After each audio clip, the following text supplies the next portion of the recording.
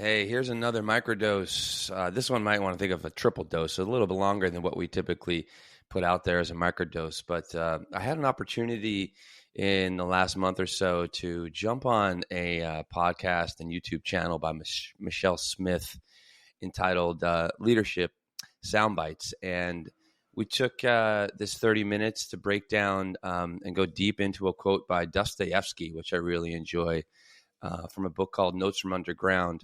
And, this is going to help you by listening, maybe you're trapped in overthinking and can understand the transformational power of direct experience.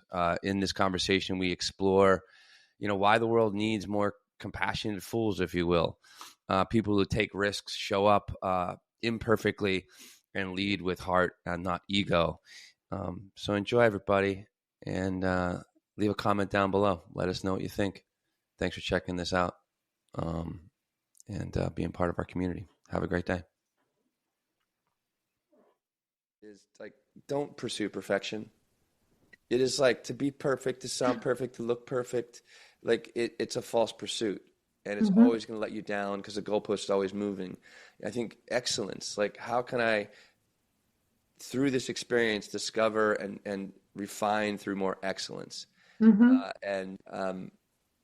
And I think that's definitely the way forward. That's like the fool's way forward. And I'd rather be the fool than the intelligent man. But I'll use my intelligence to be foolish. So welcome to this week's episode of Leadership Soundbites with my special guest, who I frickin' met on a LinkedIn Live with April and a couple other people, and I just had to reach out. So people are like, okay, who's Will? Because Will's name is right there. Will Schneider, Ambassador of Compassion from Stanford University. And it's so funny when you were telling me this, and I'll just share with people out myself. I'm like, he can't be saying Stanford because that's West Coast. And Will is, the last thing was a resident of New York. Co-host, which I freaking love too, is Men Talking. Is it Mindfulness Podcast? Men Talking Mindfulness Podcast. And I'm so excited about that. And here's why, is because I think there's a lot of guys that go into this tough guy thing that I'm not going to connect into, feelers, if you will. And it's important to start breaking that crap down so that that you guys are okay with it. I know women are more, into that, and it's okay. So I got super excited about that when you were when April did a LinkedIn Live. So welcome to Conversation, sir. I know you have a quote to kick us off with. Okay. Well, I appreciate this opportunity. Always great to teach and spread the word. And it's really been an honor to be here, but also like to serve within the podcast. Like it's really been great. So thank you. And all right, so we're going to go into a quote that I've used before as like speaking gigs. It's really had a profound impact on my life when I first read it. And it's from Dostoevsky from Notes from Underground. And he says, and this is a character in the book, is called the Underground Man. And the Underground Man is this is his, towards the end of his life, he has this realization. And he realizes, I cannot become anything, neither good nor bad, neither a scoundrel nor an honest man, neither a hero nor an insect. And now I'm eking out my days in my corner, taunting myself with the bitter and entirely useless consolation that an intelligent man cannot seriously become anything, that only a fool can become something. And I was like, whoa, right? What's this intellectual man versus the fool? What am I kind of missing here? And you want to ask questions? You want me to just dive right in, speak a little more? I want to hear. I didn't want to interrupt because my brain goes 50 zillion directions when you say that. Yeah. What does it mean to you? And I think that's part of my question to start out with, because I do have thoughts. I'm glad you do. That's good, Michelle. You have thinking, but sometimes that thinking, what really is what the underground man is doing, and he realizes it's like analysis paralysis, right? Always overthinking, and therefore he's like questioning himself and kind of like lives in this like internal chaotic state in his mind. So like he talks, I think it's really interesting. He lives in this fence of nor, couldn't be good nor bad. I mean, it's just like, it couldn't be, a hero nor an insect. They couldn't even imagine himself as an insect because like he might seem foolish or something like that.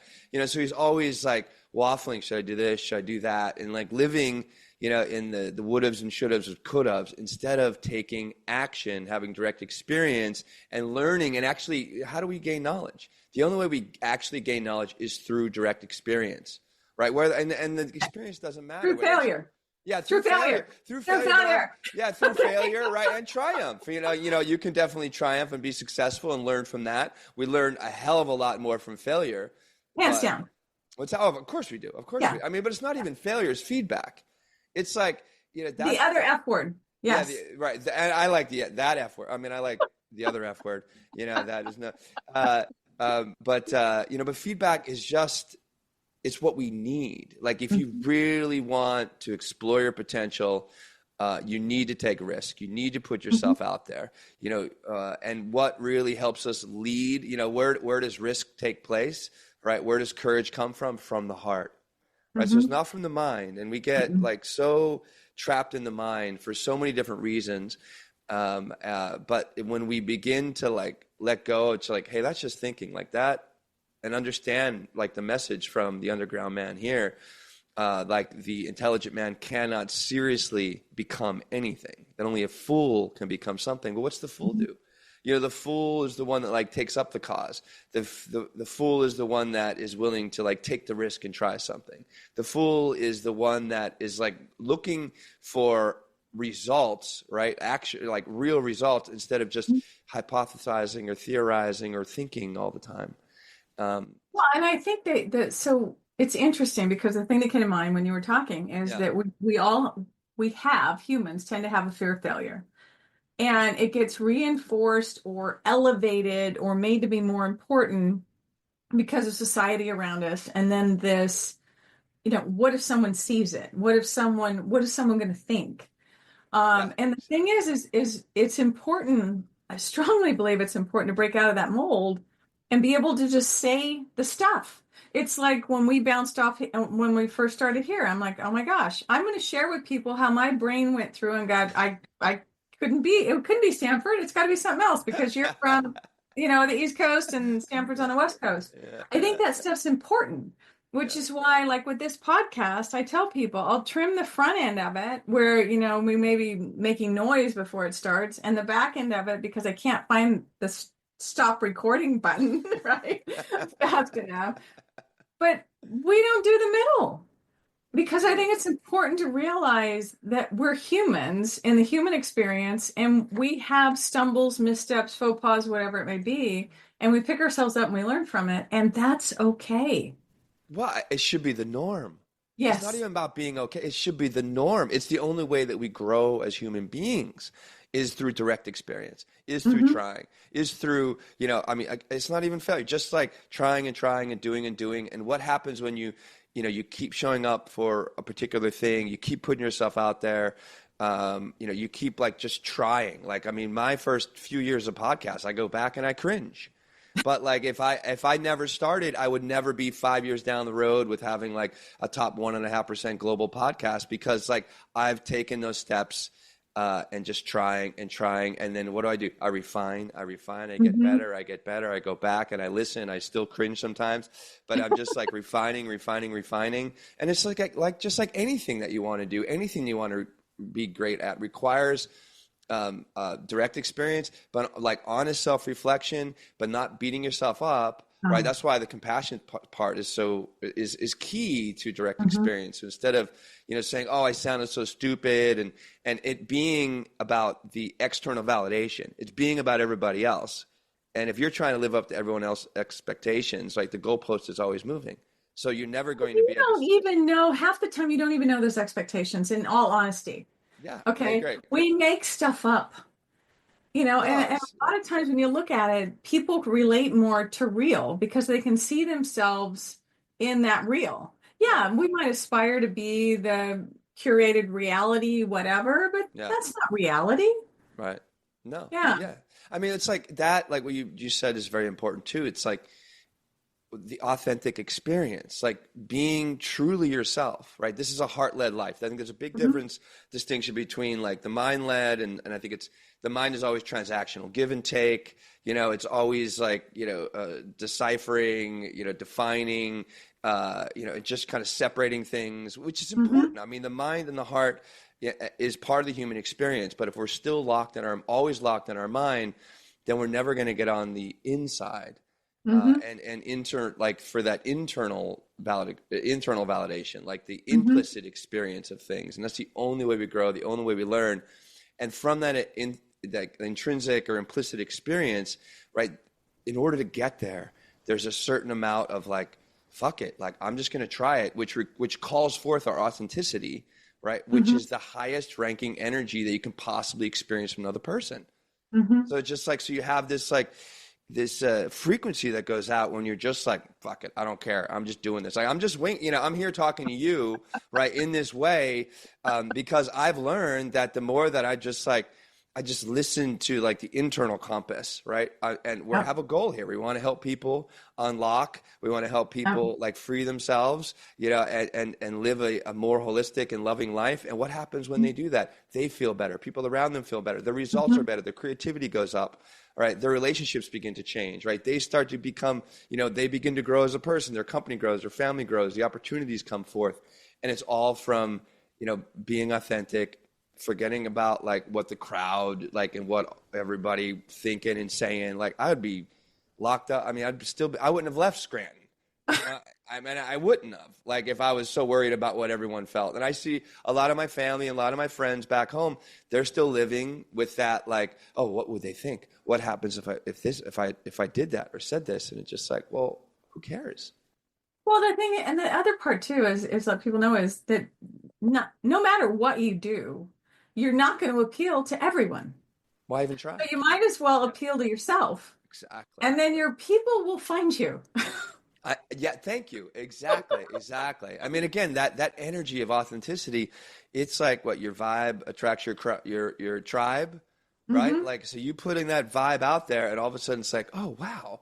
One thing I've seen, like, from like authenticity point of view, and from this like, foolish perspective, if you will, is like, I remember I taught a lot of yoga here in the city, pre-pandemic. Like the industry was decimated because of the pandemic.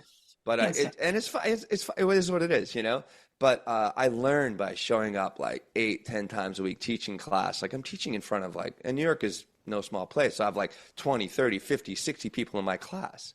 Wow. You know what I mean? And, right. So it's like, and it's not like I'm performing, and performance is like, I hope they like me. Like, oh my God, did that sound right? Like, what does my outfit look like? No. I just show up and it's like, I'm here to serve. I'm here to help them, understand this particular aspect of the practice, whether it's the breathing or meditating or their body in some way, and using all the tools I have available to me from my direct experiences leading up to that point to help them have a genuine experience with whatever I'm particularly teaching. So here's my question for you, right? Because you're freaking absolutely right. And my brain goes to, that's you in front of the class. That is leaders who are like that, leading authentically. And I get people all the time that go, I get in front of a room and I'm nervous, or I said, shift the focus. This is not about you. This is about the people in the room. Yeah. And when you shift the focus like you did, so my hypothesis is, or my gut is you were not nervous in front of 20, 40, 50, whatever many people in that room, because you were there for them. Right. And when we're in service to someone else that way, in that capacity, there are no nerves. I've been in front of, a room of 150 people doing leadership development, senior leaders in an organization. I'm not nervous because it's not about me. Yeah. Right. Yeah. Attached to something more meaningful. Yeah. Yes. Yeah. I mean, I see that with a lot of young yoga teachers that come through. They're like, oh, I don't want to sound like this, or I'm afraid about this. I'm like, well, who's that about? That's about you. It's like serve. So, I mean, the nerves are still there sometimes, you know what I mean? Because it's just like, okay, here we go. But it's like I use them to just empower me and move forward. Or even here's another moment, right? You step up, anybody's listening, worried about being, stepping in front of like giving a PowerPoint. It's like sometimes I'll even mention, it's like, got to say I'm a little nervous because I'm really excited to present this to you all. And all Yeah. of a sudden, one thing I've learned through the ambassador training, one key point of self-compassion and compassion is common humanity. And the idea of common humanity is like, we're all doing the best we can. We're all flawed human beings. We all have our own experiences, right? So why not like understand it's just like, this is the human experience, and like double, triple, quadruple, and make that like a value, right? To live in that authenticity, because you begin to unlock everyone else around you when you come with that level of authenticity and not that level of like foolishness, if you will. Well, it's interesting you say that, right? Because it's like if you've been in the room with people and Yeah. that are nervous. Yeah. Are you surprised when they say I'm nervous? No. Exactly. Yeah, because you see it already. So it's like just say it so that it's out there. It's no longer the elephant in the room, and then people are gonna go, oh my, and then odds are the response is, you're gonna be fine. Yes. You're gonna be fine. It's gonna Yeah. be okay. Yeah. But I mean, it's not like you're telling them something they don't already see. It's like people when they get their 360 back, or their leaders that are uncomfortable with being vulnerable about a lot of stuff. Hey, I'm working on XYZ. What do people think? They're going to think that you're actually self-aware because they've seen it forever. You know? Right. So that kind of stuff is like, don't let that get in the way, because your energy's showing up that way anyway. Just call it out.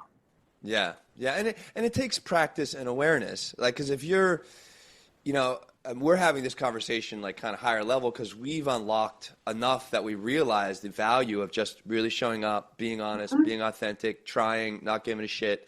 Right, where a lot of people are like, oh my God, that would mortify me. Like I want to crawl in a hole like the underground man, where it's like, okay, well, I mean, so it might be difficult to like step up in front of like a large group or, but what if you make it smaller in some ways? Like put yourself out there in other ways. Like, when I, prepare for like a big talk, it's like, I'll have a little small audience, at my apartment. I'll just have a few friends over. Like, hey, I need to run this through. I need to kind of get it out of my body. I need to get it out of my mouth, and through my lips. And I just really needed a little bit of an audience here. And just those little run throughs, whatever it is, just really helped me just to gain more confidence, ground myself into the reality of my humanity, and just do the best I can. And when people are seeing that I'm doing the best I can, even though it might not be, as beautiful as someone else might speak it or but I'm trying.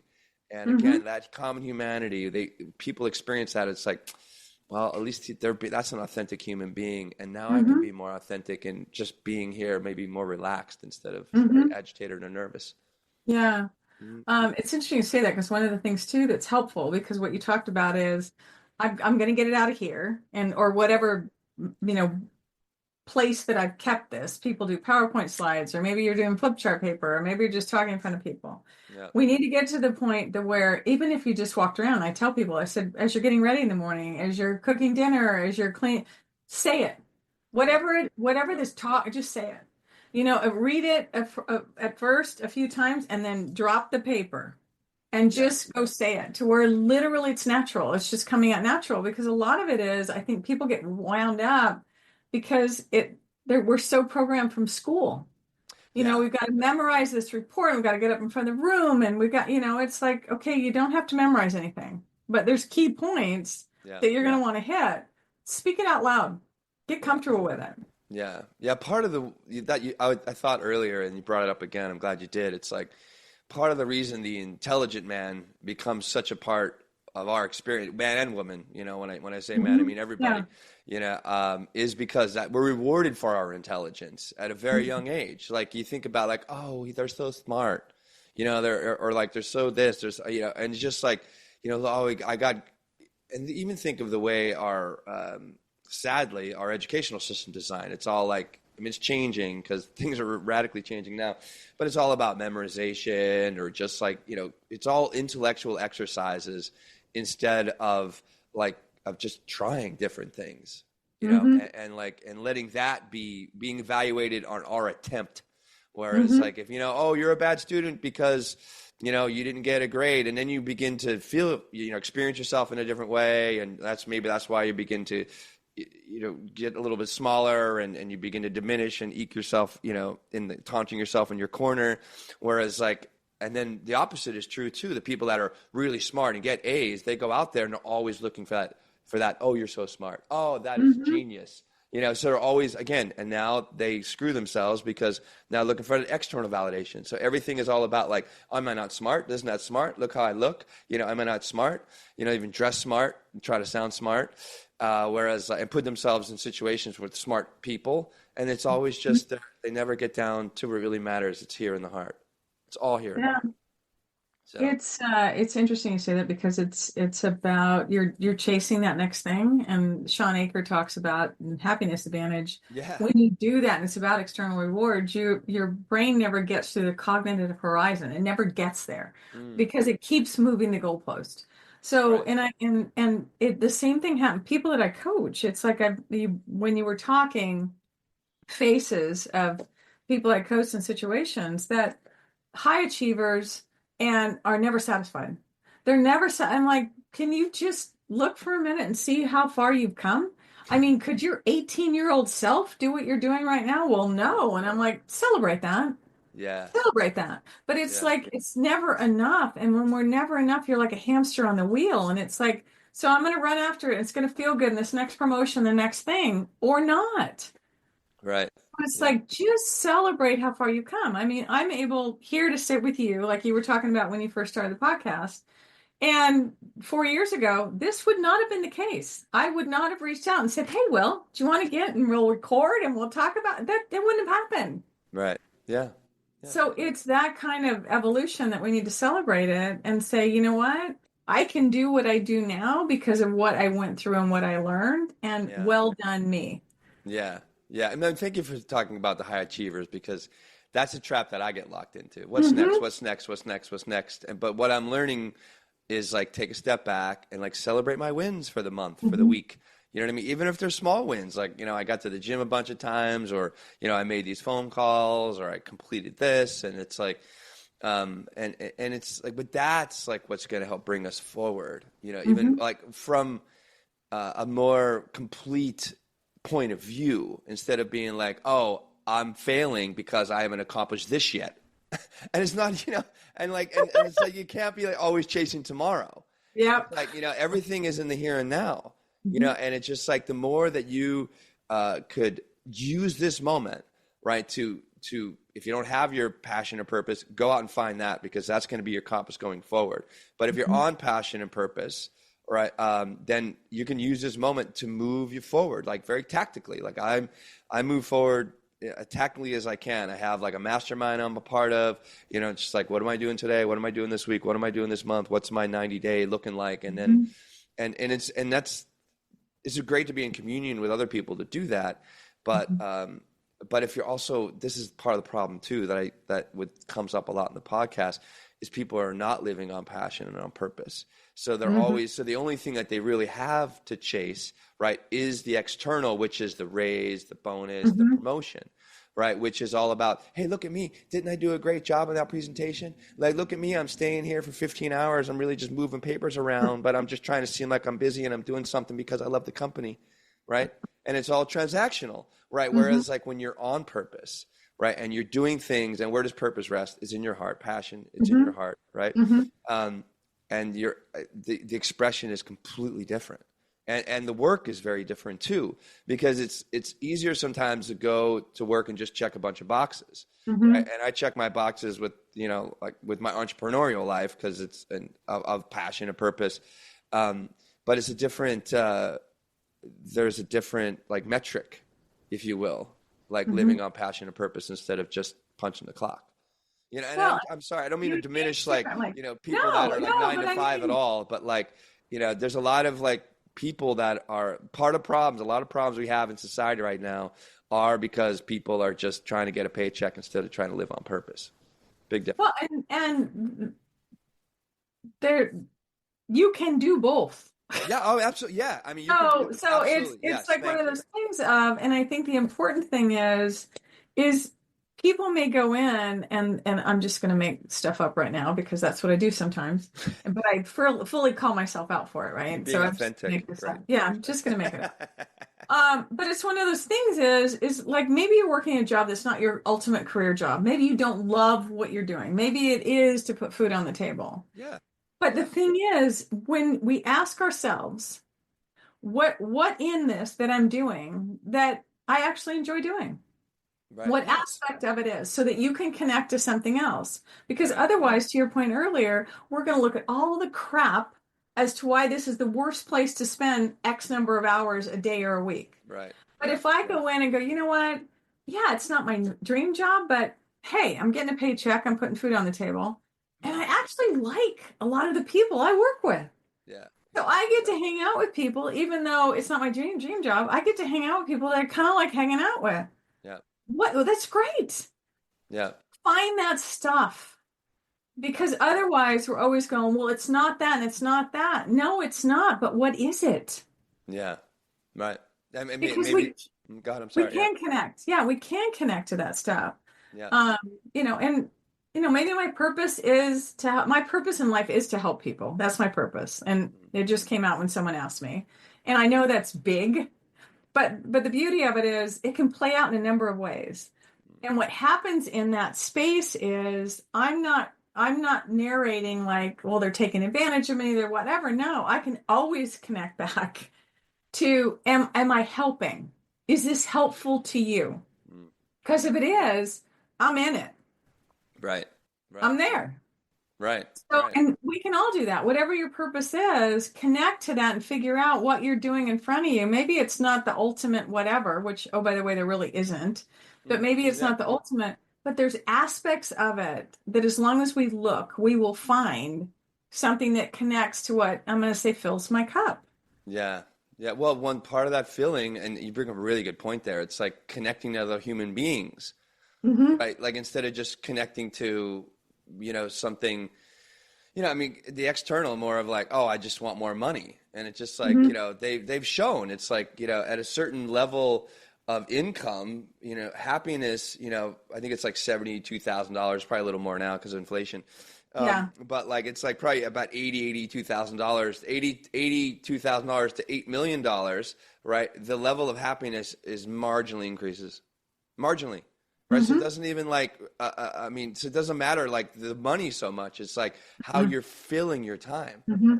with what you have. And if Hmm. you're out there connecting authentically with more people, like within your team, within your company, and really trying to help them and like staying on mission, staying on vision, you're going to be filled up from the inside Hmm. because like there's a certain, almost a need like that other people have because you're part of a team. And it's just Hmm. like, anytime you can connect to your own humanity as well as humanity of other people, right? That's what I mean. My experience is, and things I'm learning continually through the show, like you're really going to have a greater impact Hmm. instead of just being. I keep coming back to the transactional because we're getting so I feel so distorted by the Hmm. transactional. What can I get? How much money can I make? Like, like that is just it's I think it's a false metric, very much so. Well, it is a measurement, It but is, yes, yes. if that is the only one that's at play right now, yeah, you're right. It's a hollow existence. I mean, it's like if you're chasing that, and the reality of it is, like we talked about, before, it's like, well, I'm nervous. Well, that's not news to anyone that was in the room with you, right? They saw it before you did. And it's Hmm. the same thing with people that are chasing the dollar, Yeah. right? That people around them, if that's truly your core focus, they know that. Yeah, You're exactly. going to show up in the room that way. You're going to engage with people that way. It's all about you. People know that. And part of the coaching I've done with some of the people that have aspirations to rapidly move up the food chain is part of that. I said, why are you in the room? Well, I've got to prove myself and I've got to, do you? Do you really?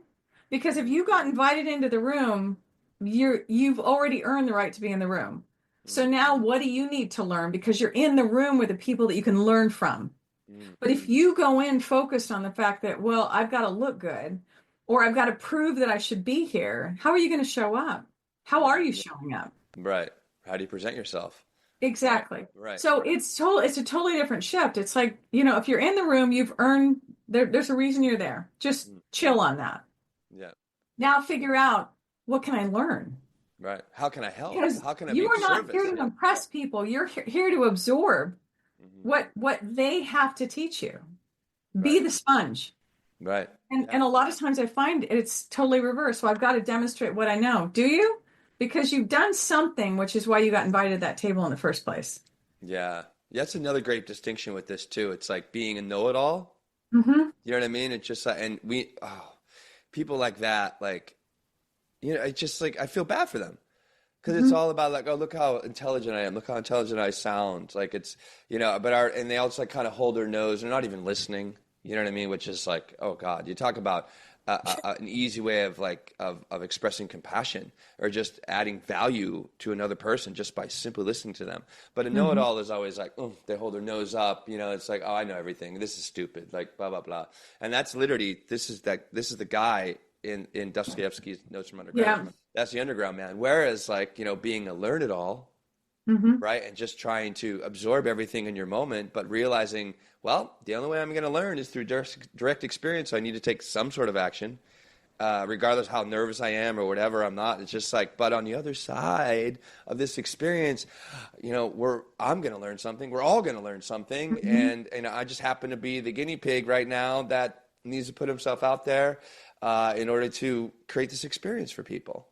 Yeah. And No, I it's totally beautiful when that agree. happens. Hmm. Yeah. I'm sitting here bobbleheading and grinning. And thank you for this time. Will, thank you for this time. It's pretty cool topic. And I want to, if you don't mind, leave the door open for some future thing to get back together because I love I to. enjoy the exploration Yeah. of topics that impact people that we all support. So, question for you: what are one or two things that you would love people to walk away with?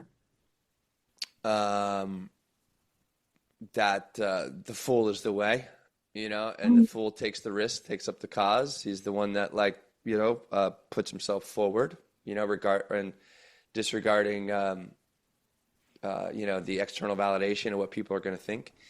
And I think just keep trying, Mhm. try. And another thing that gets people locked up is like, don't pursue perfection. It is like to be perfect, to sound perfect, to look perfect. Like it's a false pursuit, and it's Mhm. always going to let you down because the goalpost is always moving. I think excellence, like how can I, through this experience, discover and refine through more excellence, Mhm. uh, and um, and I think that's definitely the way forward. That's like the fool's way forward. Mhm. And I'd rather be the fool than the intelligent man, but I'll use my intelligence to be more foolish. And maybe take more calculated foolishness, but Love you it. just got to go out and, here's what they give, just say, fuck it, jump in and go do it. And then report back to Michelle and I and let us know how it went. You know? It's so funny. A couple things come to mind is the hashtag that I use all the time to get me through, to get me to doing things that I'm uncomfortable doing and haven't done before is face your fears and do it anyway. Yeah. And so while you were talking, it's like it's a face your fears and do it anyway moment. So if you do come across, all the stuff that you just said, well, but if you do come up against that barrier, that wall, that resistance, check yourself. Face my fears. Woo, this is kind of scary. Okay, great. Acknowledge it and then go forward. And I'm not talking about being on the edge of a cliff or jumping out of a perfectly good airplane if for some reason you don't want to do it and someone talked you into that stuff. That's not what I'm talking about. But it's about stepping into stuff that you're uncomfortable because on the other side of it is where you want to be, where the learning, the growing, Yeah. all the stuff is. Yeah. But yeah, I just, yeah, just Thank go you. for it. Yeah. Just Well, I go mean, for Joseph Campbell says, and we end with this, it's like, he goes, where you struggle is where your treasure lies.